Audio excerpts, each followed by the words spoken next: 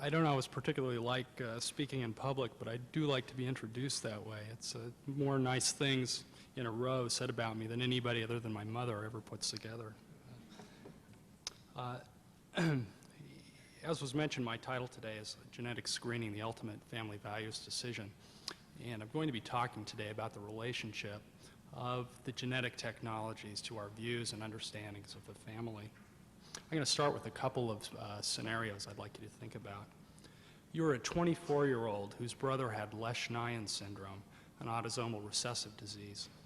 You're dating someone whom you think you may want to marry. Should you both undergo genetic testing?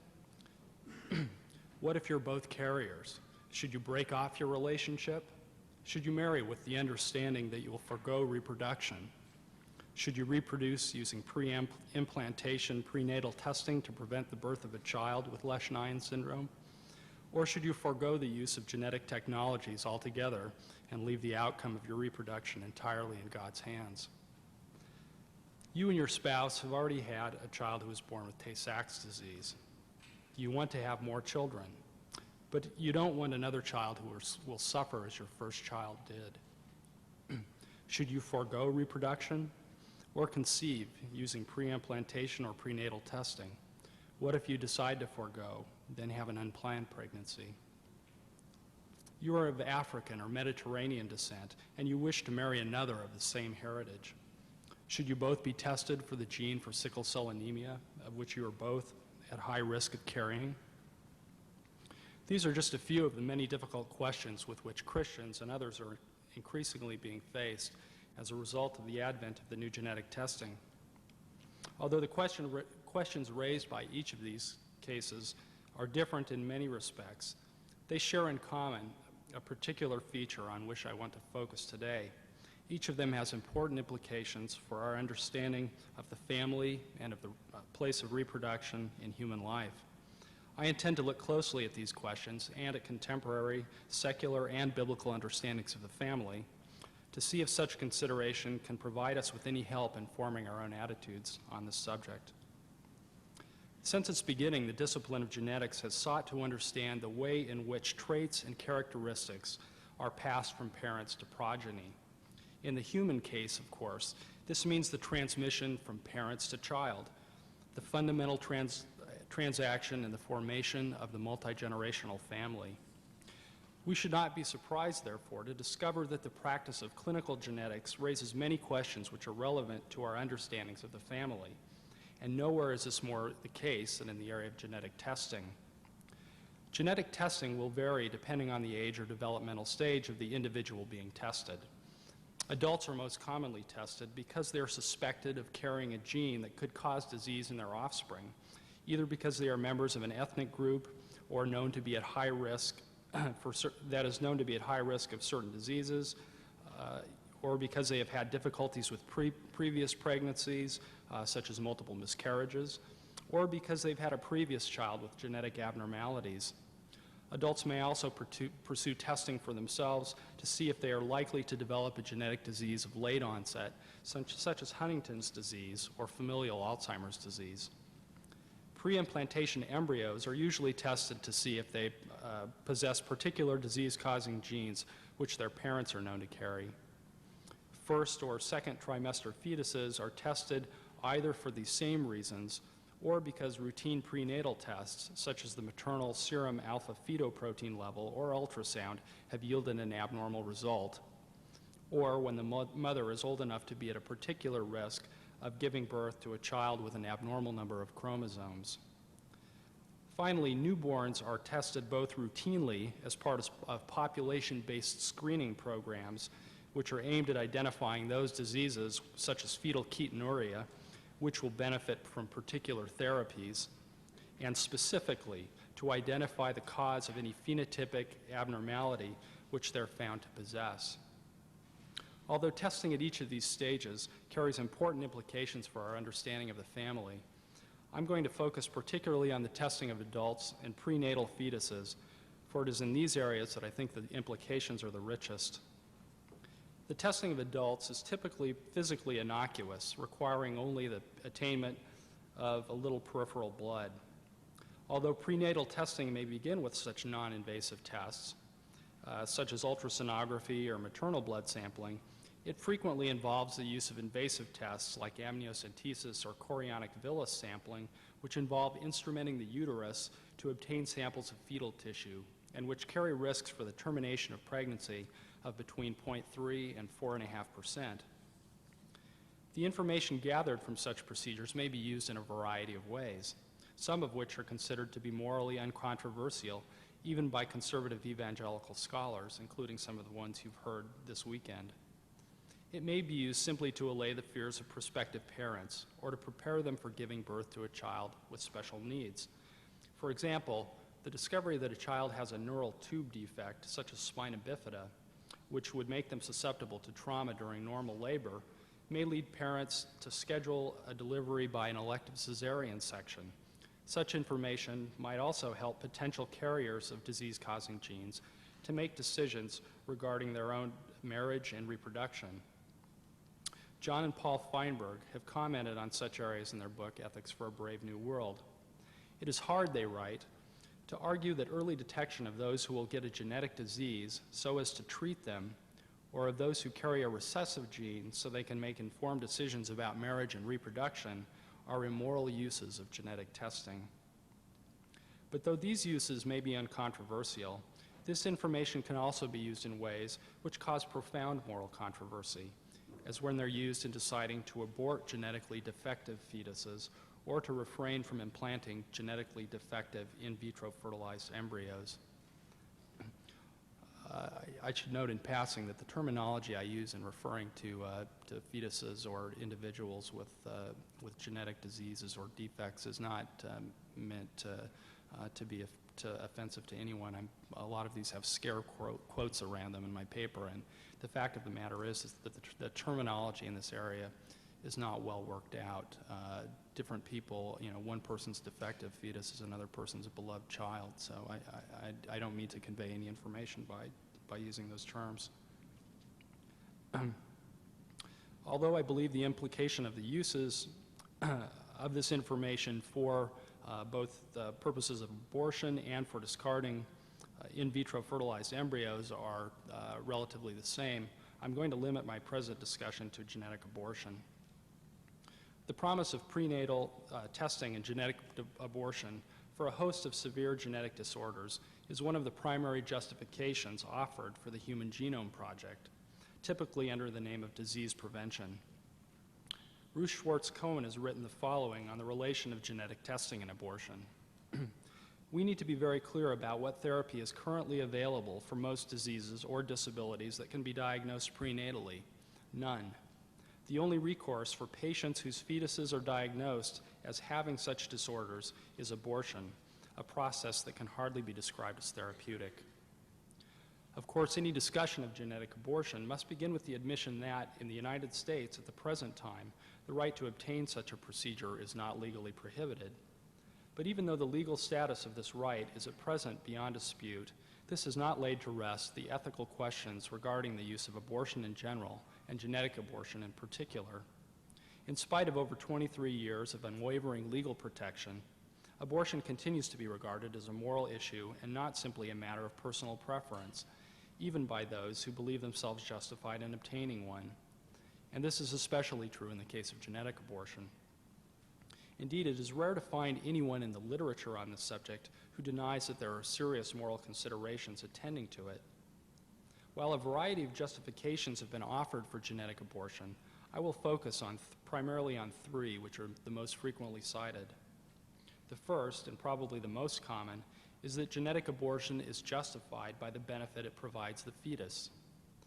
According to this argument, since fetuses affected with severe genetic disorders are destined to have lives of such poor quality, the most merciful thing we can do for them is prevent their birth.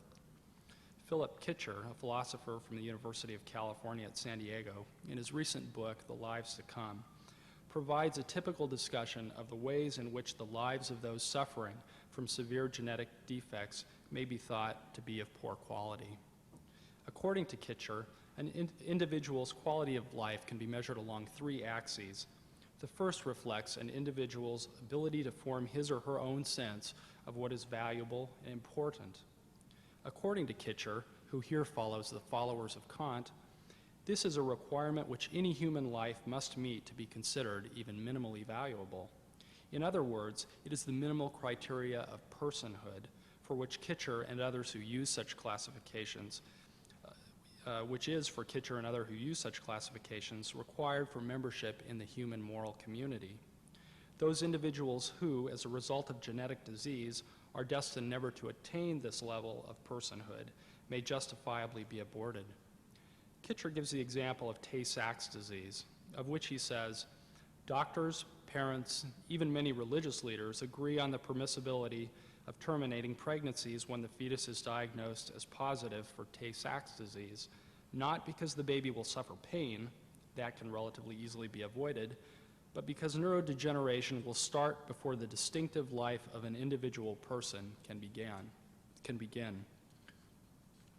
The second axis which Kitcher gives reflects the extent to which the values and desires which an individual has identified as central to his or her life plan are satisfied. Even when individuals are able to formulate life goals, other disabilities, such as immobilization, infertility, shortened lifespan, may prevent them from achieving those goals, diminishing their quality of life. The third axis reflects the balance of pleasure and pain which an individual experiences, and this needs no further comment. While most philosophers have, like Kitcher, concluded that it is morally permissible, or perhaps even noble, to abort a fetus known to possess a severe genetic defect, others have gone further, claiming that such abortions are morally obligatory. Marjorie Shaw has even charged that parents who knowingly give birth to a seriously impaired child are guilty of negligent child abuse, and she has urged that courts and legislatures develop standards by which parents should be held accountable for the genetic health of their children. One suspects Dr. Shaw is unaware how closely her proposals resemble the so-called Law for the Prevention of Genetically Diseased Offspring, which was enacted in Germany in July 1933.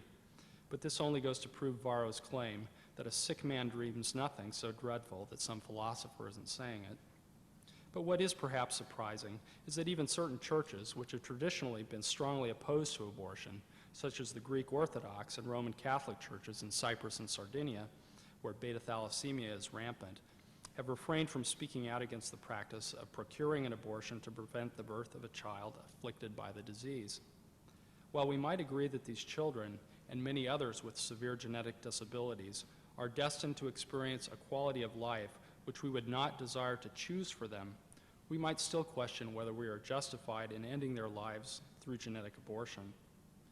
Even if we set aside our concerns about abortion in general, we should still be troubled by the fact that quality of life criteria, such as those which Kitcher proposes, can equally well be used to justify the killing of handicapped infants or adults, or abortion for sex selection even, a practice which is almost universally condemned by those espousing similar views.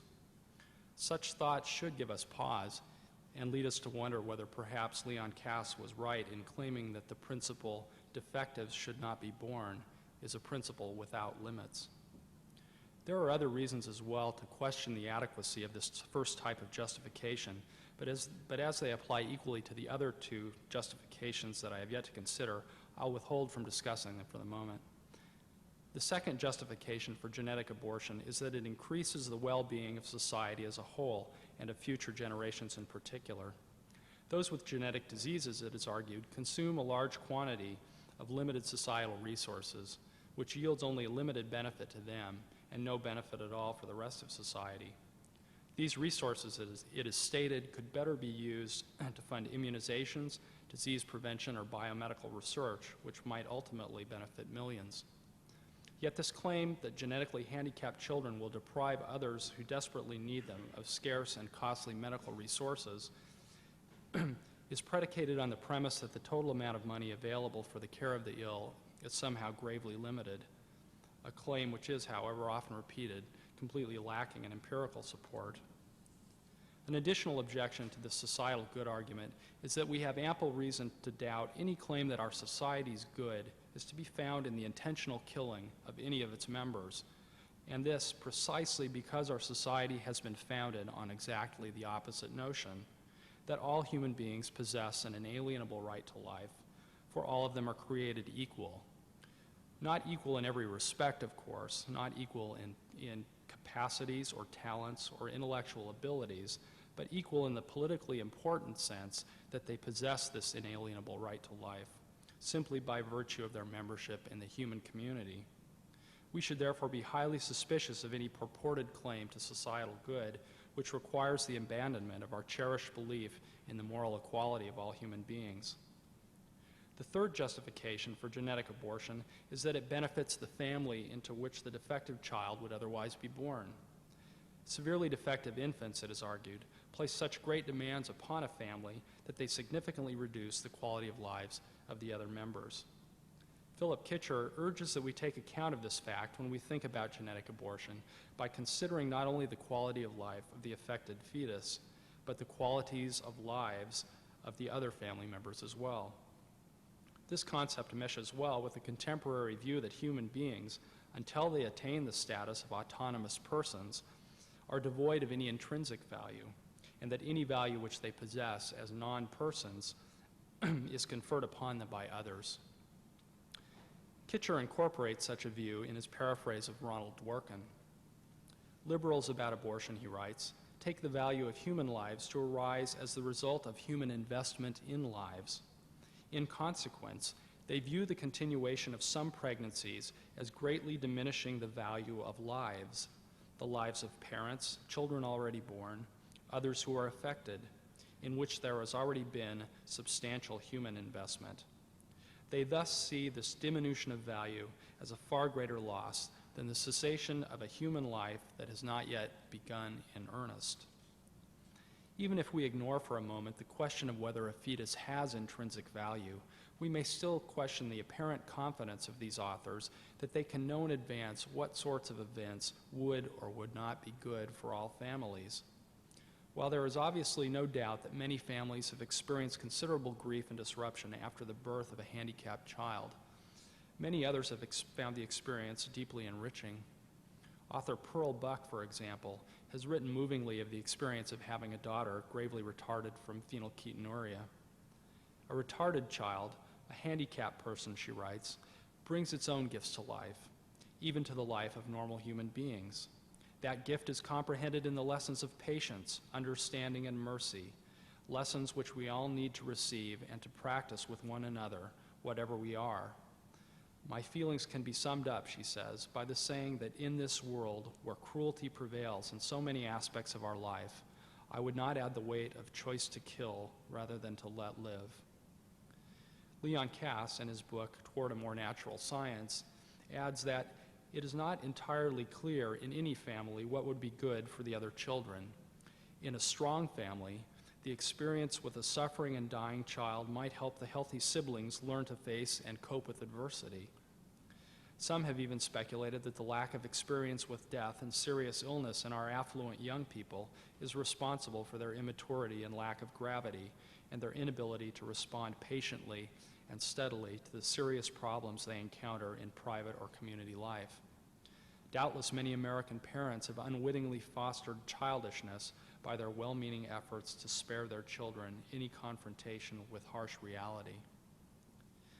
Christians especially may have reason to question this unquestioning desire to avoid suffering, even at the cost of another's life, and the low value which contemporaries ascribe to the sacrificial care of the helpless. This is not to make light of the very real sufferings which those who give birth to handicapped children experience, but it is an attempt to do justice to the very real value which suffering may sometimes have in human life, and to question those who pretend to know in which direction the good for the family always lies. All three of these putative justifications for genetic abortion reveal additional shortcomings in their thinking about the family, the most fundamental of which involve misunderstandings of the ultimate purposes of parenthood and of the relationship between parents and children. It is on these misunderstandings that I'll focus for the rest of my talk. And since we're seeking the sources of misunderstandings, particularly in secular thought, I'll begin with a consideration of secular sources. Aristotle was perhaps the first secular philosopher to address at length the question of why parents desire to have children. In his book, De Anima, he offers the following reflections. To make another thing like themselves is the most natural action of living creatures, so that in the only way which they can, they may partake in the eternal and the divine. Now the living creature cannot share in the eternal and divine by continuity, since a mortal thing cannot persist as numerically one and the same. Rather, it persists not as itself, but as something like itself. For Aristotle, then, the desire to procreate is tied up with the desire for immortality and transcendence.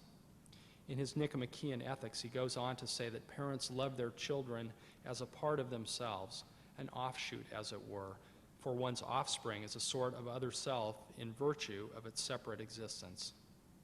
Contemporary philosopher David Eide, in his book Genethics, expands on this theme, revealing not only its positive, but its negative aspects. It is a universal cultural fact, he writes, that human beings desire to have children and that they raise them more or less in their own image. Empirical research enumerates a wide variety of motives for having children, he writes: economic need, security for old age, status, power, psychological stimulation, expression of marital ties, companionship, self-realization, the preservation of lineage, the continuation, multiplication, or expansion of the self, a religious or moral duty to God or society, even simple fun. It is important to note, however, Eide continues, that this list conspicuously does not consist of altruistic motives, that is, those concerned with the future good of the child. The decision to have children is one of the most selfish of human choices, he writes, and parent-centered motives guide not only the positive choices, such as the decision to try to create another happy child, but also the negative, to refrain from begetting a handicapped child. For as a matter of psychological fact, he continues, we rarely face a case in which the parents wish to have a handicapped child, but decide to assign an overriding weight to the interests of the child not to be born. It is the parents who do not want a suffering child, he says. We want to have children for our own satisfaction. We want them, therefore, to be of a particular nature or identity, that is, sufficiently similar to us, and we want them to be of a certain number, such that we can maintain that kind of quality of life for us and for them, which would secure that satisfaction.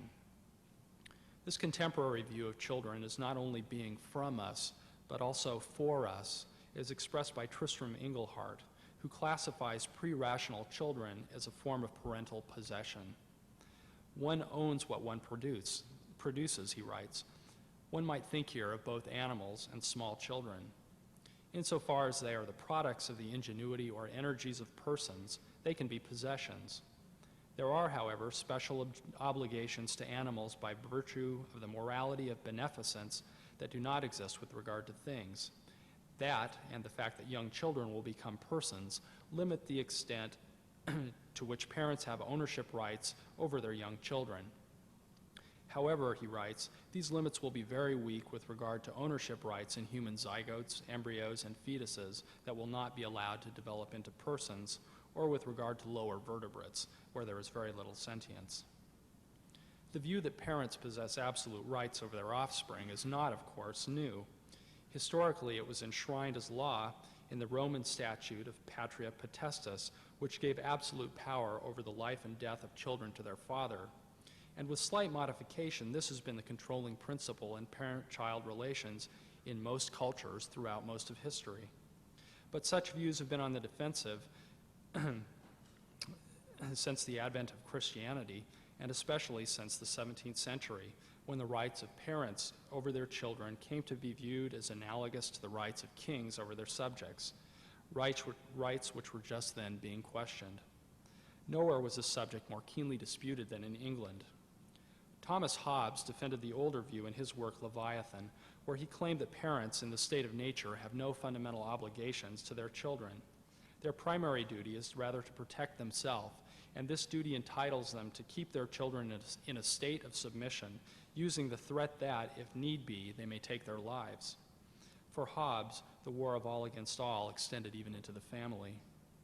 Hobbes' contemporary, Robert Filmer, followed him in defending the view that parents, or rather fathers, possess absolute authority over their children. But Filmer, but for Filmer, this is a power given by God. It is a divine power, and it is from Filmer that we get the term, the divine right of kings. Through procreation, according to Filmer, the father takes ownership of his children. He made them, and they become his property to do with as he wishes. His authority is absolute and unlimited, and it extends to the right of life or death over his children. Later in that same century, John Locke argued that such views are fundamentally incompatible with Scripture's teaching regarding the equality of each individual in the eyes of God. According to Locke, the power that parents have over their children arises from the duty which is incumbent on them to take care of their offspring during the imperfect state of childhood. Children are placed in parental control by God, who gives them authority only insofar as they act to fulfill their duty to nurture the child.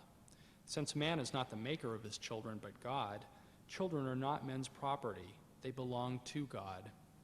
For Locke, the child does not exist to serve the family, but the family to serve the child. As Jacob Ross has summarized in his book, The Virtues of the Family, this Lockean conception demotes parents from their status as absolute monarchs and turns them into trustees whose children are temporary wards and whose actions are subject to constant divine scrutiny.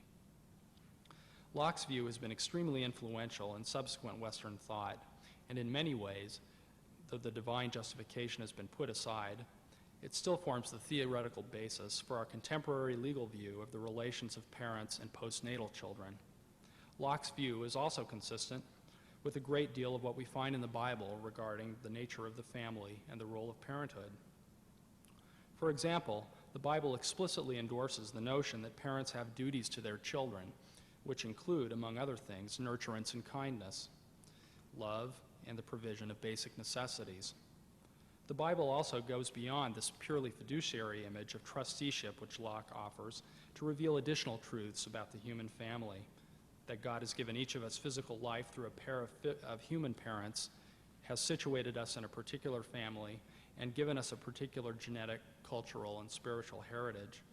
He has also created both parents and children with the capacity to love each other, a capacity which is of equal or even greater importance than the sense of obligation in forming the basis of their relationship. The Bible also teaches that the relationship between human parent and child was ordered by God to represent his relationship to his earthly children, such that our care for our children is intended to be both an imitation of and a thanksgiving for God's gracious care for us.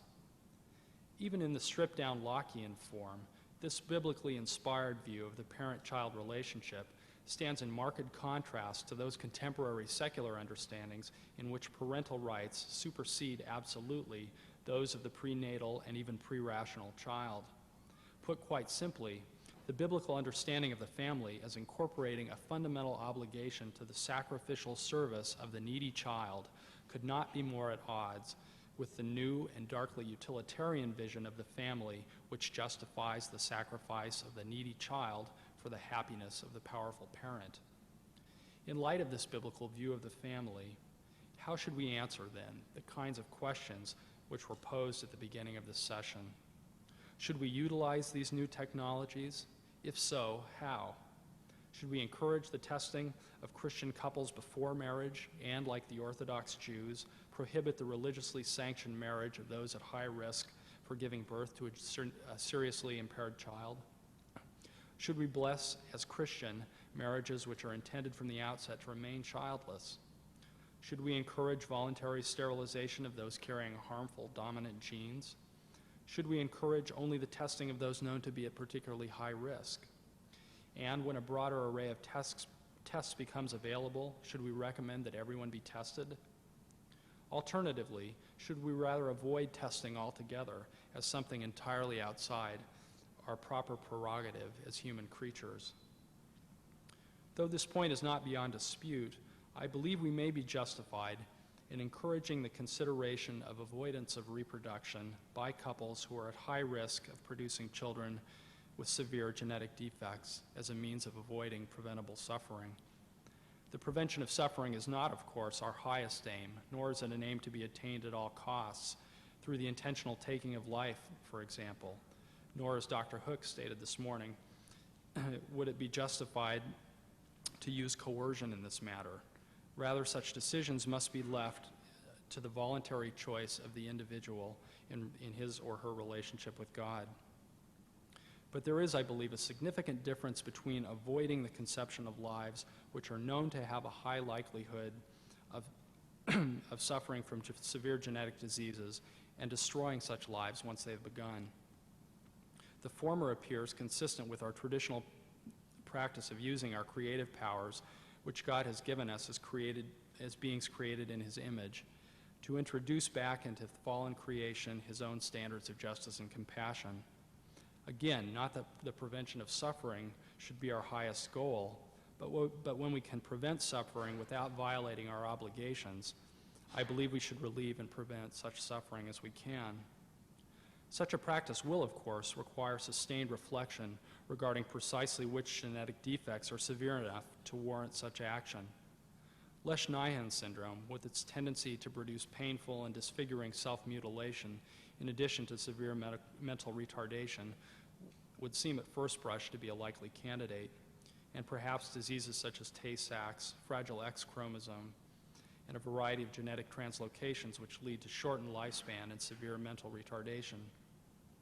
But what about cystic fibrosis, sickle cell anemia, Huntington's disease, familial Alzheimer's, hemophilia, all of which are now compatible with up to years of potentially enjoyable life? Such questions will be very difficult to answer, and there will probably be no definitive answers which will hold in all cases. But we should at least try to confront this question, as well as questions like those which I mentioned previously. Before closing, I would like to address one potential objection to this policy, that any attempt to prevent the birth of genetically handicapped children will inevitably lead to discrimination against others with handicaps. This is certainly a powerful argument against the present practice of genetic abortion, in which the severely handicapped are implicitly viewed with disfavor because of the strain they place on their families and on society. But I believe this would not be the case in a community which espoused the sort of child-centered attitude to reproduction that I'm describing here.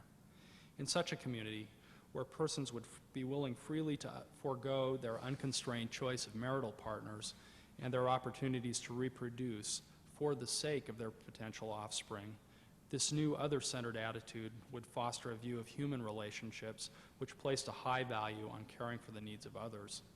Such an attitude would, I believe, extend beyond the potential offspring for whose sake the people in that community were willing to sacrifice their reproductive freedom to those with handicaps. Such an attitude would also lead to a new and fuller understanding of quality of life, where such was viewed not according to the best quality available for some mythical normal child, but as the best quality attainable for that particular child, regardless of capacity, regardless of ability, and regardless of personhood.